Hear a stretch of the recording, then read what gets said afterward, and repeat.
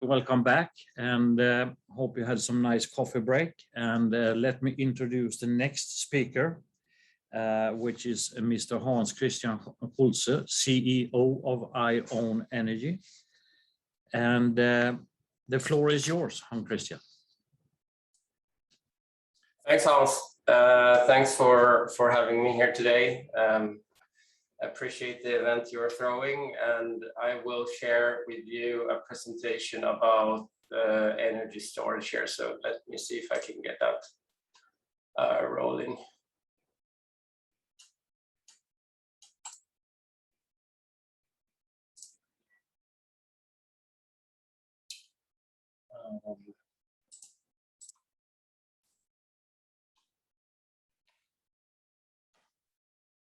Hold on.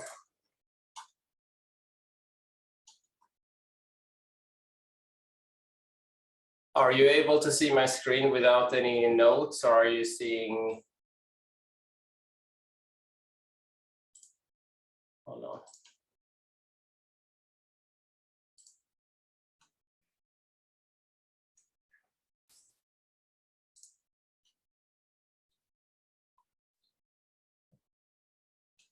Like that, I believe. So, yeah,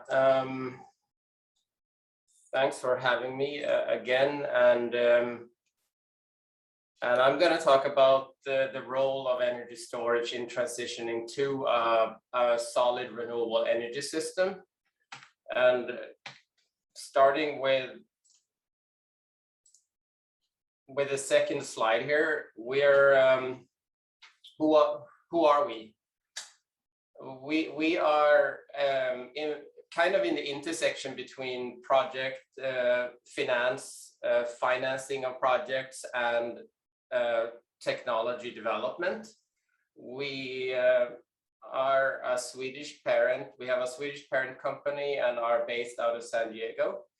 Our focus is to develop, at the moment, utility scale renewable energy projects across mainly 3 states at the moment: California, Nevada, and Arizona.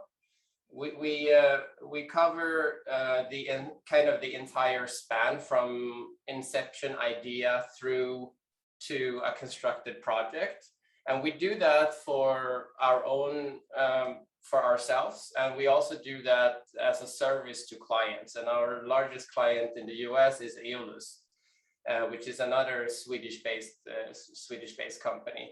We have about we have north of 1,000 megawatts of energy storage under development in the US, either as standalone systems or paired with generation. What is driving the need for more storage? And if you look at this map here, you'll see that where there are stars, you'll see that in quite a few states on the west side of the US, not so many in the middle, and then a few on the East Coast. Those states have 100% clean energy gold standard. So between 2040 and 2070, these states aim to be 100% clean energy, with California being one of the leaders. And so this is driving the need for energy storage. Integration of intermittent production, I'm sure you guys have heard a little bit about this already, needs storage. And it will reduce the dependency on gas peakers and other fossil fire generation.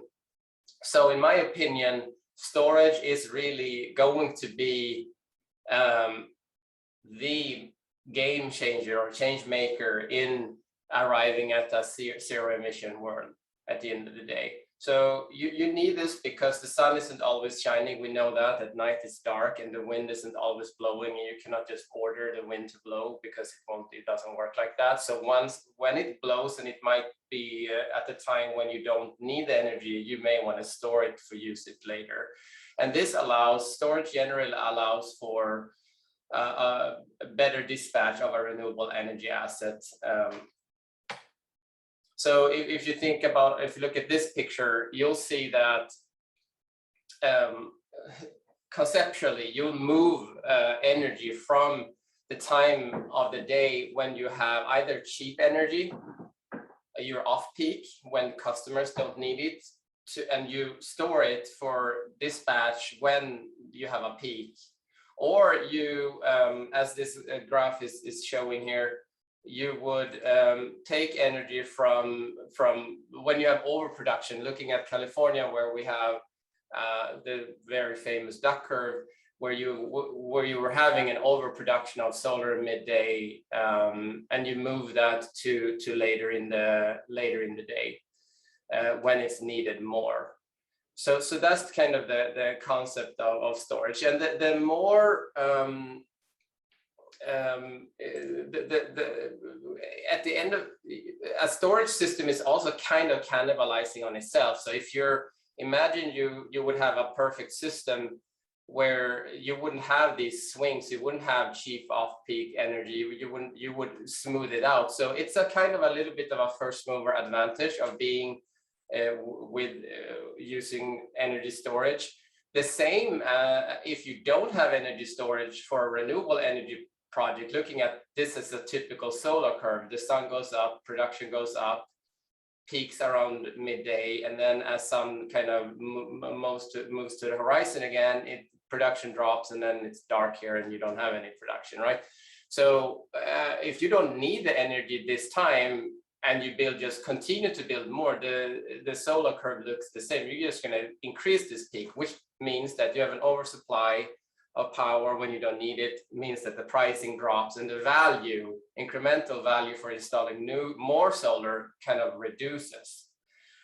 So unless you store it, solar projects, as an example, will have a less value in the future. So storage is needed to kind of maintain value of operating assets. How does it work? You have various types of systems for storing electricity or energy, essentially. You have the most common one in the world, I think to date still, is pumped hydro, where you are having an upper reservoir, a lower, and you're pumping the water back and forth, whether you need to dispatch it or you need to kind of store it. You have flywheels, not super common. The most installed at the moment, at least in the US, is definitely lithium-ion technology batteries. What's on the horizon to come is hydrogen. I'm quite optimistic about some thermal solutions that may come, and supercapacitors won't have any sort of, it won't move the needle when it comes to big scale projects, because it's not just used there. And a key is really, depends on this, what are you trying to solve for? What's your problem that your storage unit will solve for? Then you will choose kind of your technical solution based off of that.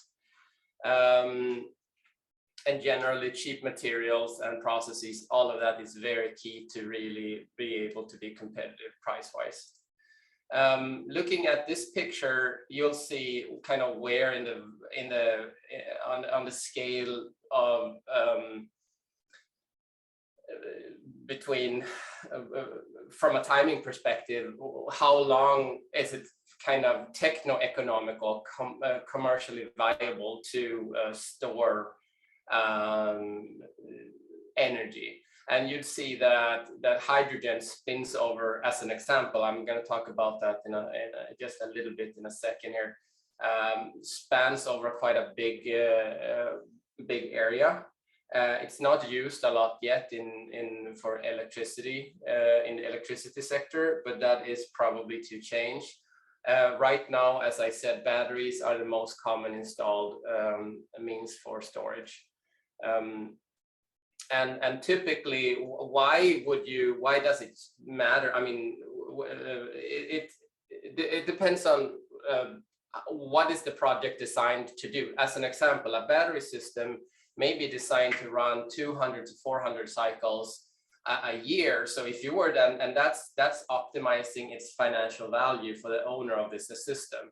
So if you were to then suddenly, oh, I'm going to store electricity in this battery and dispatch once a week, and I'm going to do that 50 times a year instead, you are not paid enough to that could satisfy your return requirement, and you won't be able to do it from that perspective. Time is running away. It's already 9 minutes in here.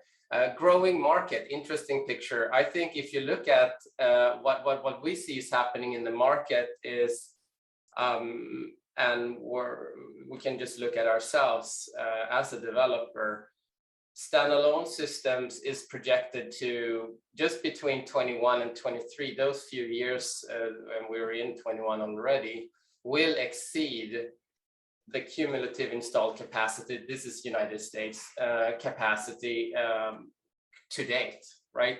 And what you will see is solar projects without storage of some kind, typically, again, 4-hour battery storage systems, is not, you don't do those anymore. And because it's not feasible to get a contract for just a TV asset. Financially, a standalone system does not enjoy the investment tax credits in the US as if you pair it with a solar project, for instance. That's why, that's why you would see a lot of the new projects, solar projects, be paired with storage to enjoy that credit. And as you can see here, wind is way less at least planned to be paired with storage compared to PV or with solar projects. And the reason for that is the natural energy production profile from a wind farm versus a solar project, where sun is very predictable. It is dark at night, like it won't shine, period. The wind can actually blow at night. So the value from having a more dispatchable wind system is less than a solar project where you actually will need it. And from a state perspective, where is stuff installed? California is really leading the market. That's where we are most active at the moment. And that's where we'll see there's a continued push for that. ERCOT is another market. That's essentially Texas. Is another market where stuff is moving, and kind of the rest of the US is sharing on the rest. So I think we're at least commercially on the right spot to do what we're doing. It's growing. This picture is just showing that we have about 14,500 megawatt hours of storage in the US. Prices for lithium-ion cells has been continuously reducing. Right now, there's a little bit of a hiccup in the market for cost-wise, but that will hopefully go back to normality soon, and we'll just see significant growth. What's the value these assets create? So at the end of the day, it makes an intermittent production dispatchable. So wind is like this, like it blows, doesn't blow, blows, doesn't blow, and you can store the energy to dispatch that, to release that energy when you need it, right? You can shift the load, as one of the pictures showed, from the mornings to the evenings, from midday when you have a lot of solar to later. You can reduce renewable energy curtailment, which is an issue, a real issue, where it's so much production, prices go negative, that has economical consequences contractually. So that's another thing. And it may reduce transmission build out too. It will provide for the services that a typical gas project would normally do also, like ancillary services such as spinning reserve, frequency regulation, up or down, as an example. So it is really providing services that the system will need for its kind of stability. looking at a little bit about technologies, there are a ton of various technologies coming. I don't, and I'll talk about that in a second. Here's a crane as an example.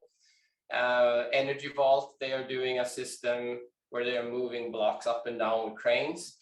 You have flywheel energy storage where a rotating wheel is spinning with very low friction. You have other types of mechanical storage systems.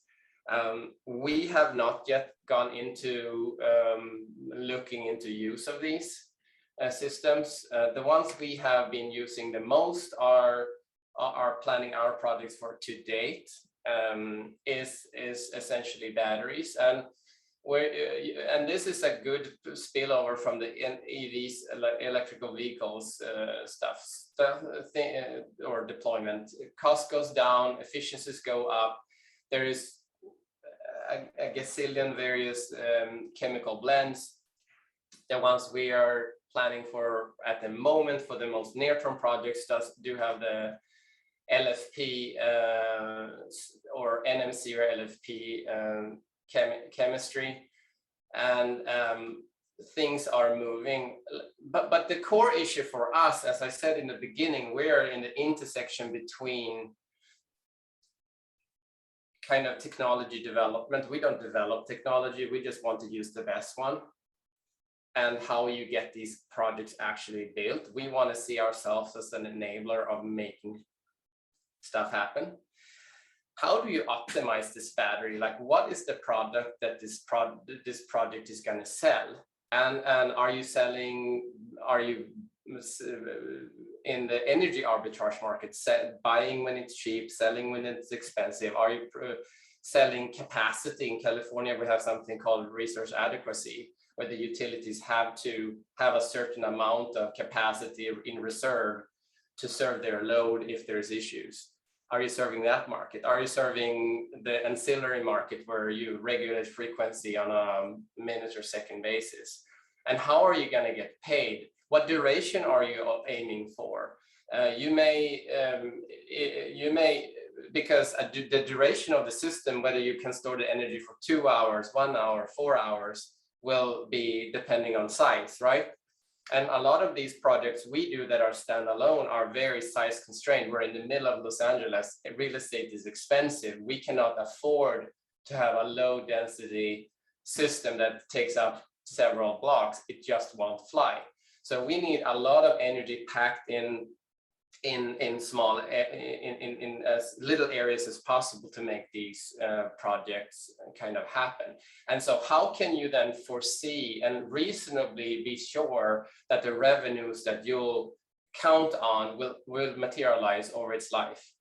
How are you looking at battery degradation? What's your augmentation strategy? Meaning, how will you switch cells out that are getting bad over time to maintain your capacity under financial contracts that you're obligated to do?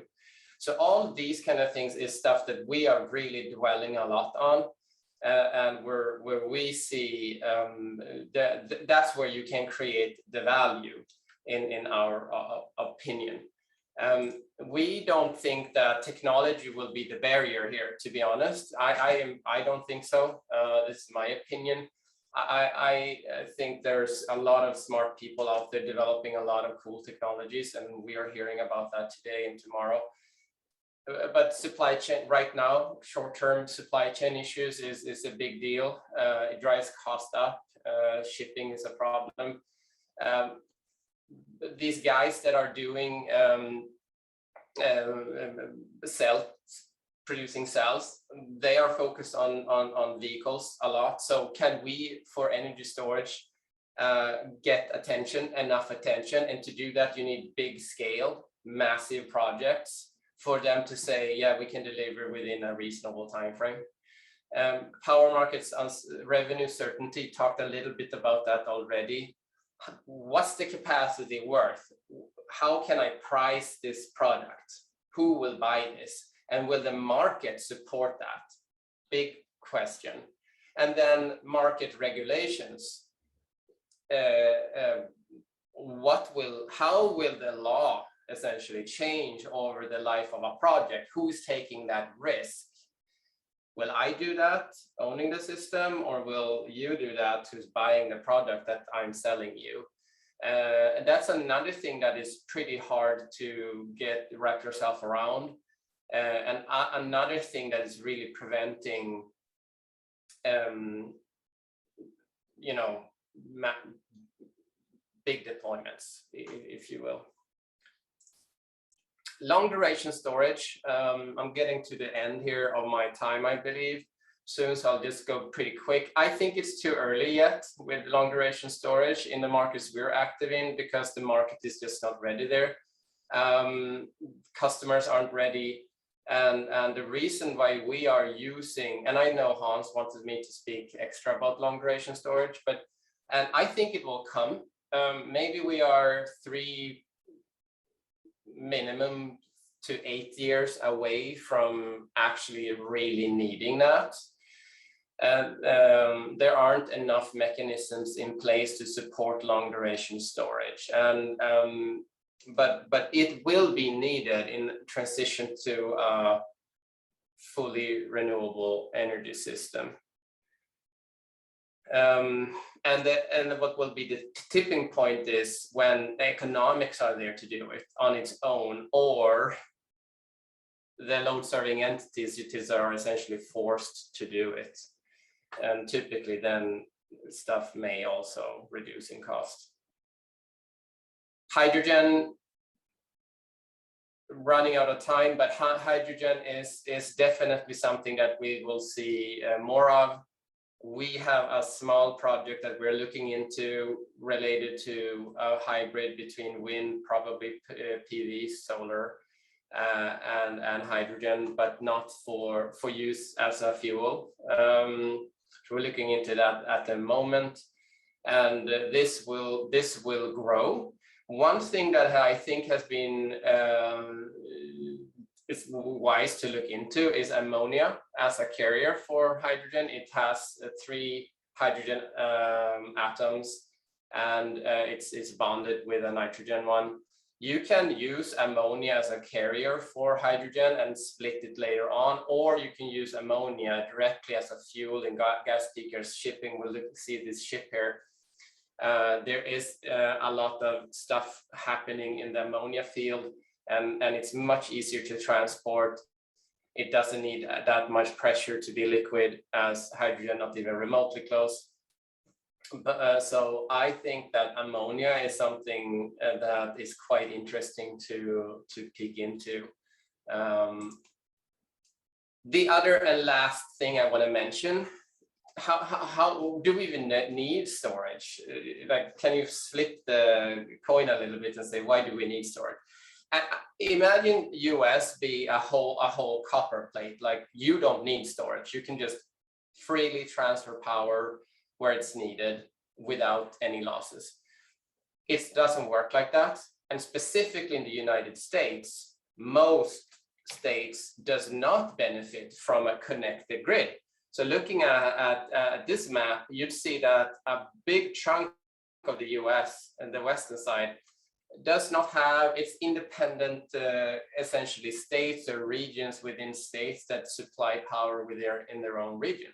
Ideally, you would just smooth all of that out. You would have lines go from everywhere to everywhere, and you would be able to trade in the whole system. Like, US is huge, obviously. So it's maybe a dream, but I think that.